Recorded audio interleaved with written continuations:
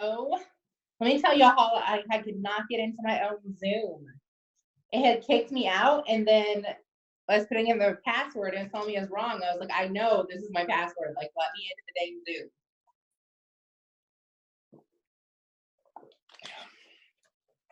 So we got a lot to cover tonight, and we're ending literally my favorite topic ever, which is proactive versus reactive.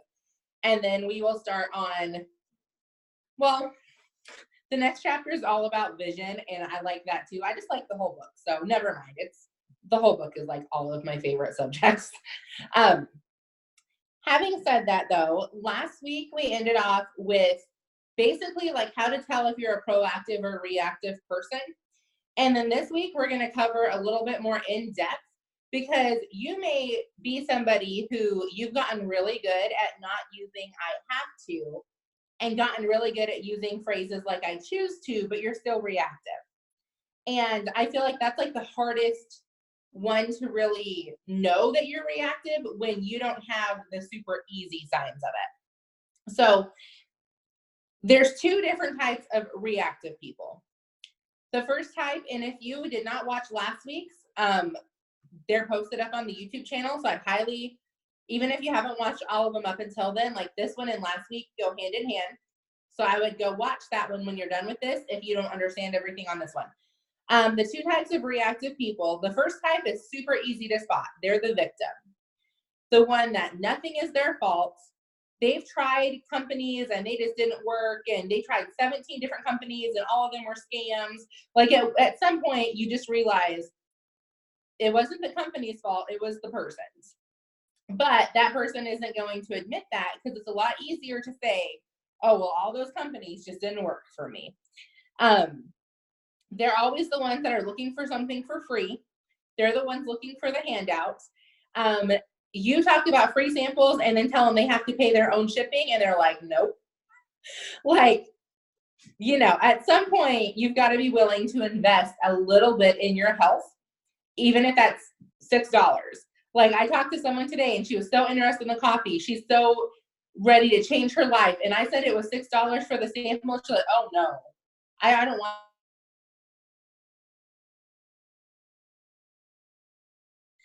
Not gonna happen. And then the ones that are always complaining, those are usually reactive people, even if they're cloaked in, like, it's kind of like the whole sheep and wolf skin, or wolf and sheep skin. Like, sometimes it's really hard to tell that a person is reactive until you really get to know them. So if you were on last week's and we said some things that you could just tell, like, you're a reactive person, you're trying to fix it, that's awesome.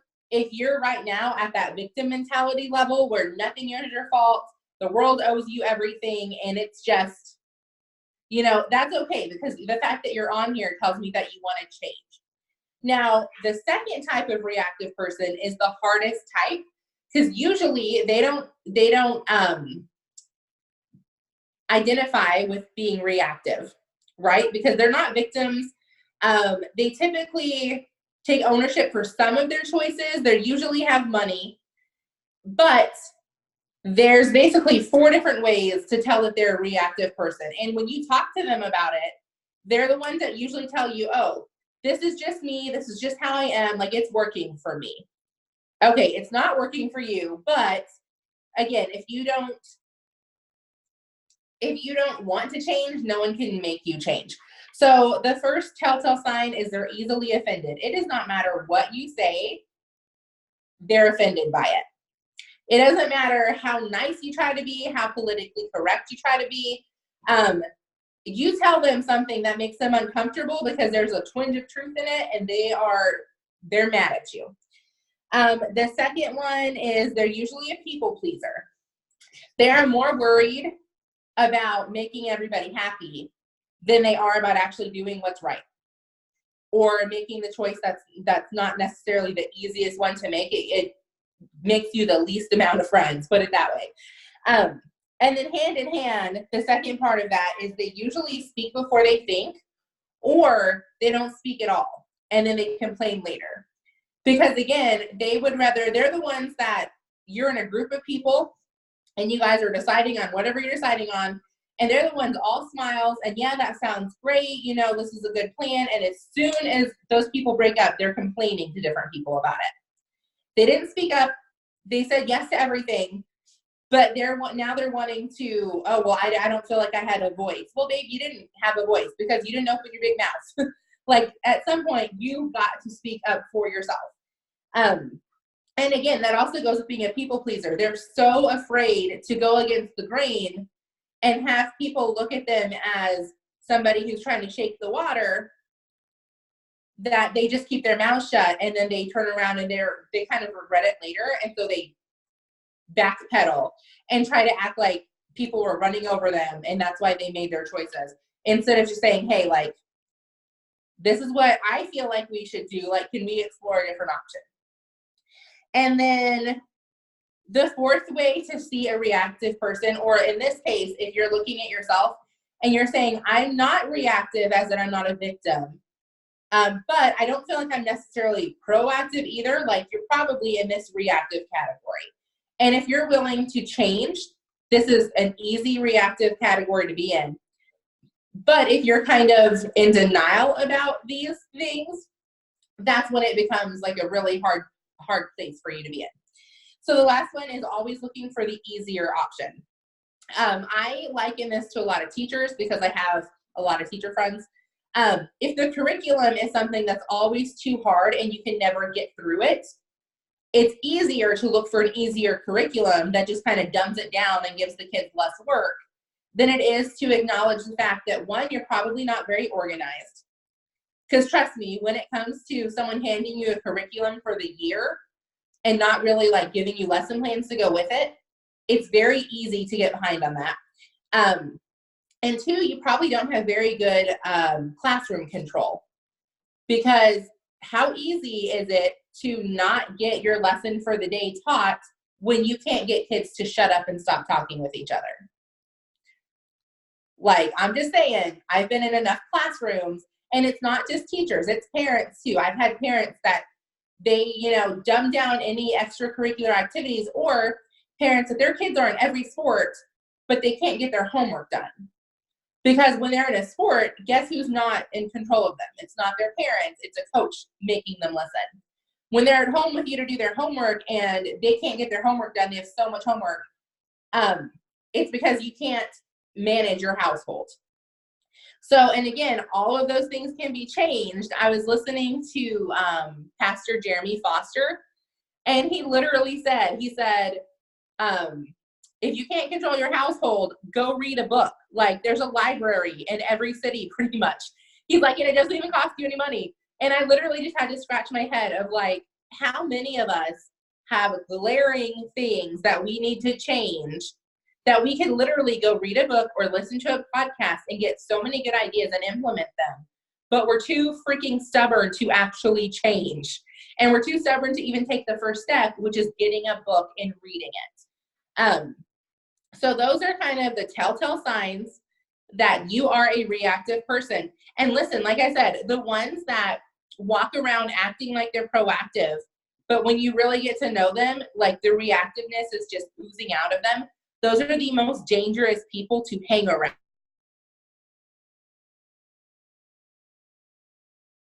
You are a proactive person and you're hanging around proactive people when you don't even realize the toxicity that is rubbing off on you. These are the telltale signs that you are a proactive person. And usually you're not going to be 100% in all of them. Like I said, it took me literally 3 years of hardcore working on this to honestly be able to say I fall into the proactive category 100% and 0% into the reactive overall. Now, on a daily basis, the reactiveness is always creeping up because I had the victim mentality for so long that my first reaction is usually a reactive one. And I have to tell myself and like change it to proactive before I actually act upon that emotion. So I'm sorry, my first emotion is reactive, not my first action.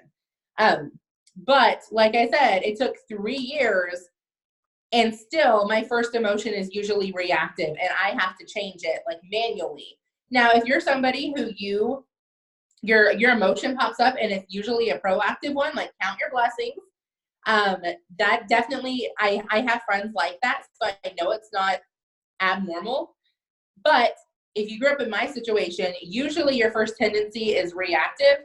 And usually, like, I have family and really close friends that they don't ever get out of the reactive state because it was so ingrained in them for so long that nothing is their fault.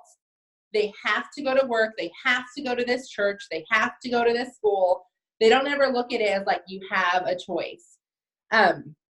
So the 5 categories, I guess, that proactive people like just kind of oozes out of them is they're not offended easily. They're people that you can say something slightly stupid to, like maybe you are having just a really tired day and you snap a little bit more than you probably should, and they understand, like, you know what, she's probably having a bad day. This isn't normally what she's like, you know, whatever, it is what it is, and they don't take it personal. I wrote with a dang gel pen and the light is on it. It's like, I can't even see it. Like, they own their choices.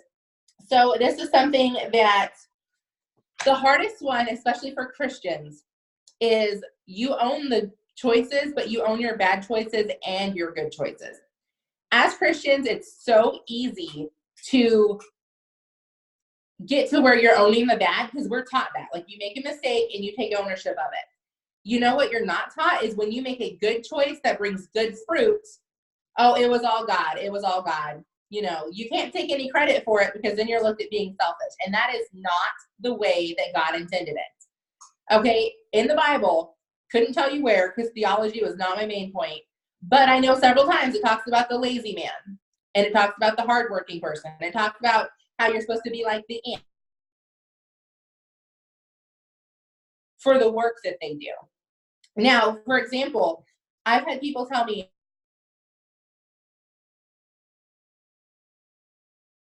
you don't even know how much that is not luck.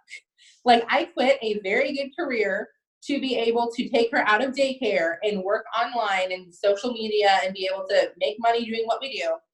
And then I chose to homeschool her, even though I really didn't want to.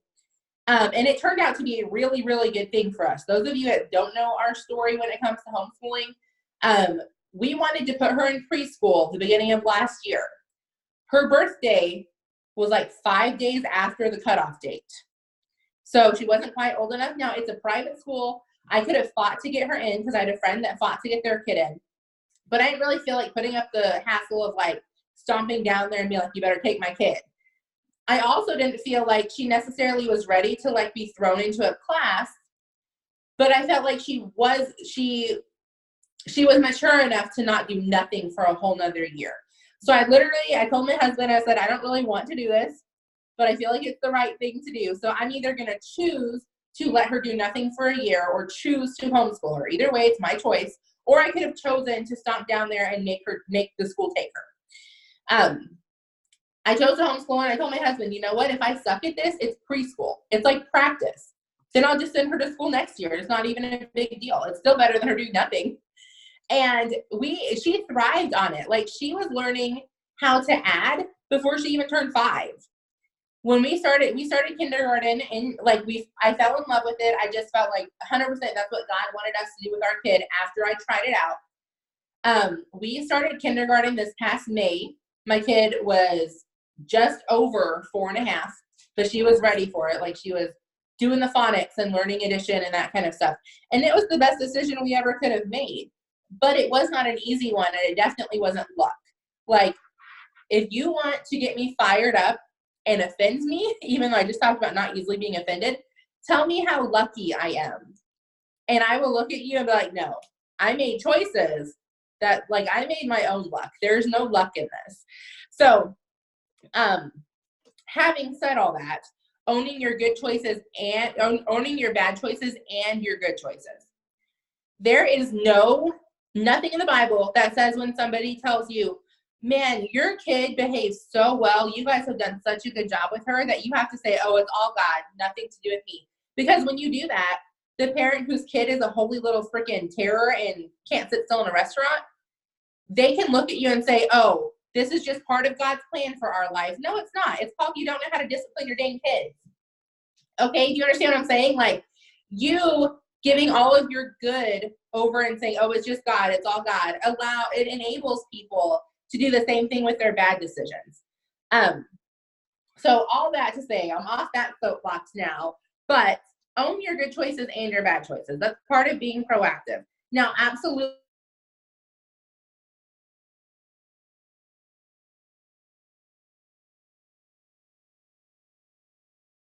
for picking those tools up and making something out of them. Okay, that's the difference between I would be anywhere. I fully believe, and Pastor Jeremy says this all the time, acknowledging that God is there. He's the one who he takes all of your efforts and he magnifies them. Like, I fully believe I've put so much work into teaching my daughter and so much work into her schooling, but all of my work without God being in there, she would probably be dumber than a doornail right now. Ah, man, if I'm freezing, I don't know. I'm hooked up to Wi-Fi, so I have no idea. But all of my efforts would be nothing without him blessing them. So that's kind of where you need to really get your mindset in with it. The next thing is proactive people always find a way to move forward. They never feel like they're stuck. When they feel like they're in a hopeless situation, they figure out the next move and they start taking action.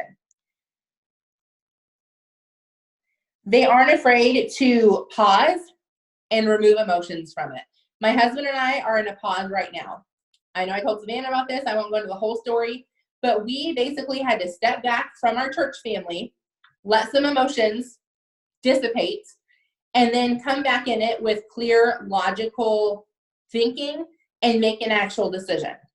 So we are on week 2 of our 30-day, I call it our fast from our church, which is kind of funny, but 30-day fast. And I can tell you, like, it's just been the most eye-opening experience, and just different things that I thought we would step back and emotions would clear, and I would kind of just see that I'm overreactive about a few things.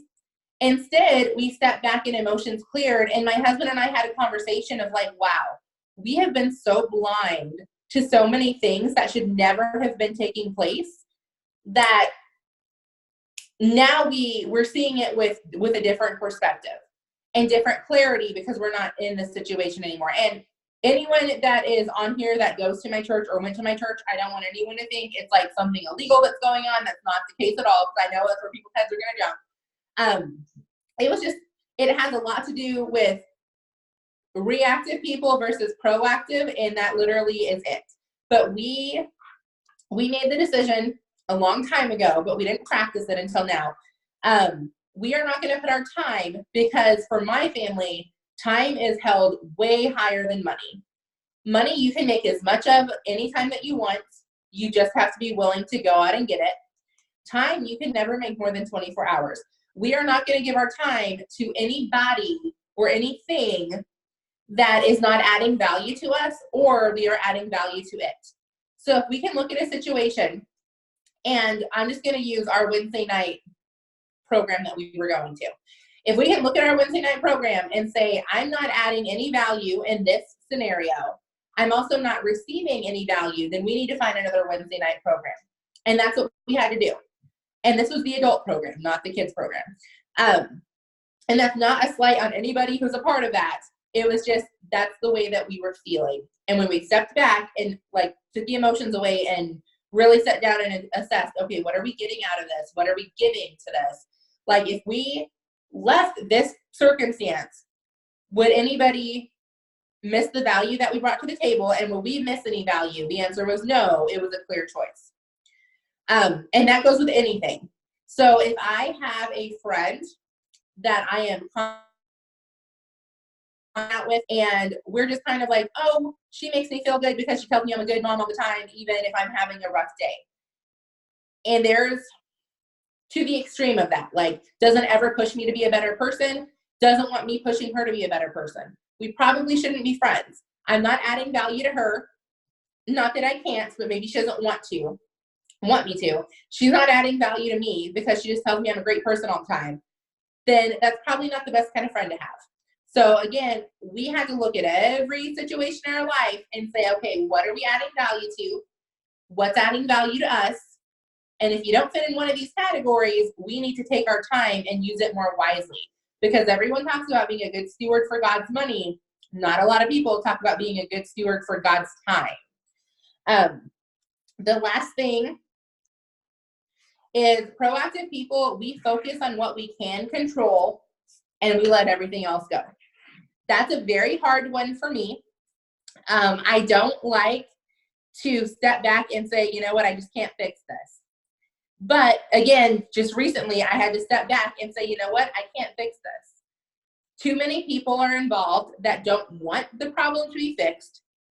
So therefore, me pushing and pushing and pushing to get the problem fixed is me being toxic to them. If you're in a group of people and they really want something to change, maybe not toward the best, but want something to change, and you're just pushing, at that point, you're the one becoming the problem. You need to remove yourself, let the pieces fall into place, and see if maybe God has something better for them, that's better for the mindset that they currently have, and maybe the position in life that they're in. Not everyone's going to be in your position. Ray Higdon hit me like a ton of bricks when he said this. He basically said, if you're pushing someone who's not willing to move, you're the one becoming toxic. If they're happy being a reactive person and all you're doing is pushing and pushing and pushing, and what you should be doing is just removing yourself, not pushing them to be.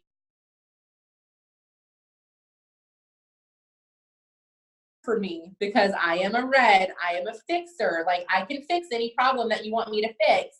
It's hard for me to step back and be okay with a problem that the people involved in the problem don't want a solution.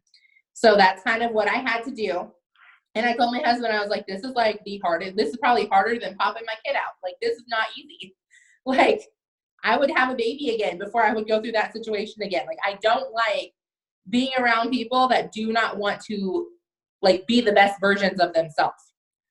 I'm very uncomfortable being around people who are comfortable. And that's something that I have to really, I'm just not good at it. So our homework last week, this ties right into it, was write down the 5 people in real life that you hang around the most. And then, so Savannah's like, crap, I didn't do that. I see your face. She's like, my mom.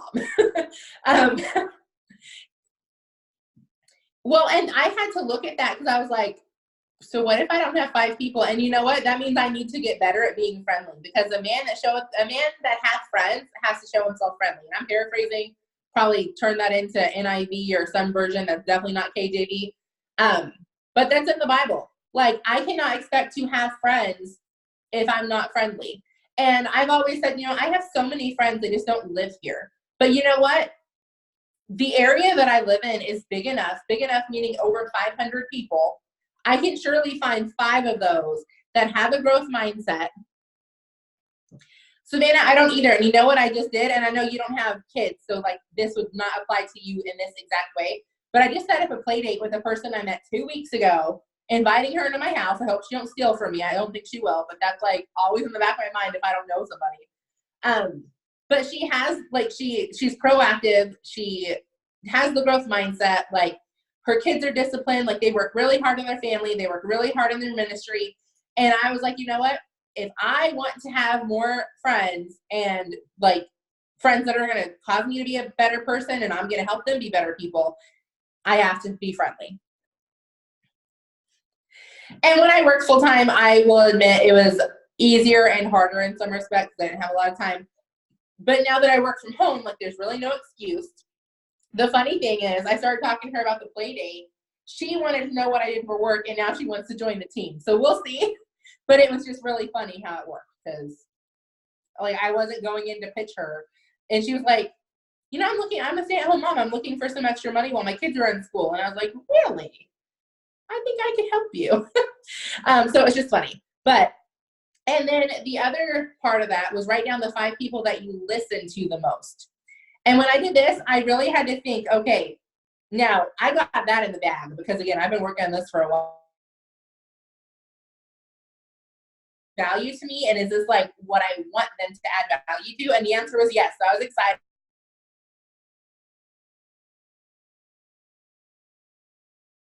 Just staying in my comfort zone and listening to scripture. But I listen to Stephen Furtick almost daily. Actually, all these people I listen to almost daily.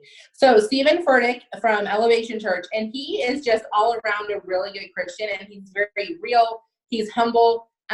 So I would say he adds value to my life, just teaching me how to be a better Christian. Like his walk with God and his sermons are just phenomenal. Jeremy Foster from Hope City Church, and he's a preacher, but his main thing is relationships. Like, I don't know that he would say that, but if you listen to his sermons and like overall, that's what he preaches on the most. And specifically raising your kids and having a good marriage. And he is very open and real with the struggles he had in his marriage and how they fixed things. And so I would say he adds value, just making me want to like make sure that I always have a good marriage and then make sure that I'm always having a good relationship with my daughter. Pastor Michael Todd from, again, cannot read my own handwriting, Transformation Church. He's a pastor, but he's a recovering addict. I'm a recovering addict. So he is someone who I look to as a lot of his sermons are preaching on not only breaking the chain of addiction, but making sure that it doesn't come back. So it's something that as a recovering addict, like you need that all the time. That's not something, it's kind of like wanting to have a good marriage. You don't stop listening to marriage training because your marriage isn't on the rocks at that specific time. I don't know who just posted in the chat.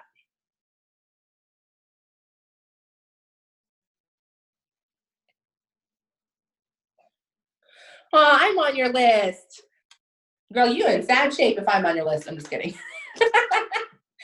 I'm just saying, like, no, I've worked really freaking hard to be able to be on people's lists. So, like, now 3 years ago, if you would have told me that, I would have said, you are lost. You're like lost as a sinner going to church. But now I have good qualities, like in certain areas that I could be on people's lists and I wouldn't think that you're dumb for putting me there. Ray Higdon is one of them because if you're in the profession that we're in, he literally is number one. Now, I would say Eric Worre is probably above him in having more. That's true. I would say Eric Worre is above him in having more experience in our profession, but that would be face to face. If you're looking at 100% on social media and wanting to make like really good money just on Facebook and Instagram, Ray Higdon is like the number one person.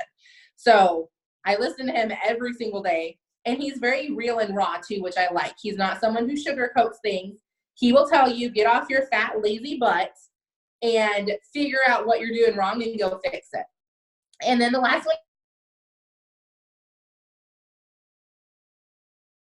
question that one, because she's not a Christian and she's very open about, she thinks people that believe in God are just kind of like stupid and resting on crutches. However, in her field, which is time management, she is number one. So I look to her strictly for time management. I said Mel Robbins. She's lots of language in her stuff, but you know what? If I'm going to learn a certain trait, I'm going to learn from the best person who's here today that can teach it, and that would be Mel Robbins. So, and I feel like all these people are actually really good at time management, or they probably wouldn't be on my list, but she's the one that's the most vocal about it and the most, she teaches the most about it. So we are not going to finish all of this, I don't think, but we'll almost be finished. So your homework for next week, because we are going to be starting a new chapter, even if we don't, we may have to tie this one into like the beginning of it, is to read pages 74 to 104 in the book. And that is the whole section titled Habit 2, Begin with the End in Mind. And then the corresponding workbook pages to that, which is 64 through 90. And again, it's the whole section entitled Habit 2, Begin with an End in Mind. So I want to read, I thought this was really cool. Like the first time I read it, I think I was a little confused of like, this is weird. But when I went back and read it again, I was like, wow, this makes a lot of sense. Page 62. Okay, so this is called 5 Short Chapters. And it's titled, There's a Hole in My Sidewalk. Chapter 1 says, I walk down the street, there's a deep hole in the sidewalk, I fall in. I'm lost, I'm helpless, it's not my fault, it takes me forever to find a way out. So that person clearly is very much a victim. Chapter 2 says, I walk down the same street, there's a deep hole in the sidewalk, so I just pretend I don't see it. I still fall in again, I can't believe I'm in the same place, but again, it's not my fault. It still takes a long time to get out. So that person's in denial. Chapter 3 says, I walk down the same street. There's a deep hole in the sidewalk. I see it this time, but I still fall in because now I've created a habit. My eyes are opened. I know where I'm at. It is my fault. I get out immediately. So this person is still reactive, but they finally realize that they're reactive. Chapter 4, I walk down the same street. There's a deep hole in the sidewalk. I walk around it. Getting better. And in chapter 5 is, today I'm smart. I'm walking down another street. Because anything in your life, you have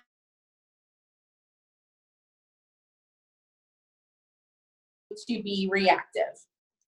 And I say anything because I mean anything. I mean your job, your school, your church. Those are the 3 things on people's lists that say, I can't do anything about it because it's my job. I can't do anything about it. This is just where my kids go to school. I can't do anything about it because I've been at this church for X amount of years. Your job, Savannah and I are both proof of this. You can change as soon as you want to change it. Now, you're not going to make the choice today and have the new job tomorrow, but you can make this choice today, and it may take you months and even a couple years before you're able to fully be out of that job, but at least you're mentally working towards something.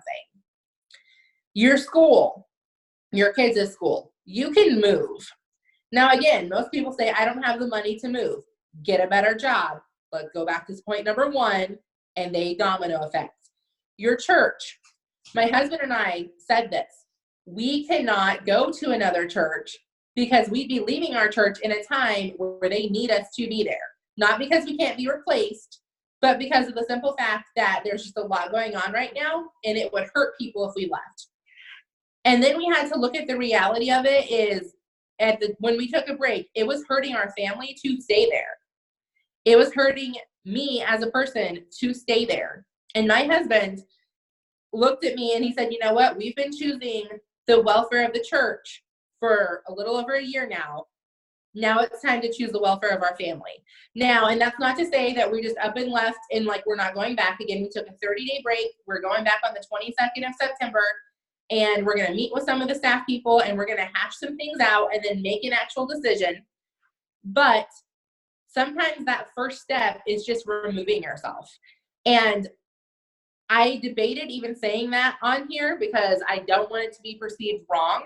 But at the same time, I feel like God took me through what he just took us through. And there's a lot of it I won't go into on here because there's a lot of stuff that went on behind the scenes that very few people know about. And would just shed a bad light on a lot of people involved, including myself, because I was not blameless in this whole thing. But he took us through this so I could honestly say on here, because before I never thought like the church is just something that you're just in. Like you don't really have a choice about the people that go to your church. You do. You be smart about the church that you pick. 5 years ago when we picked this church, we didn't care that a bunch of reactive people were there because we were reactive. Until we really worked on ourselves and took ourselves out of certain situations and out of certain mindsets and really got good at growth mindset, we started seeing the reactive people and it started bugging us. So again, like I'm not taking it lightly when I tell you change your job, your school, your church, whatever you're having issues with. All I'm telling you is it can be done, and my husband and I are currently doing it.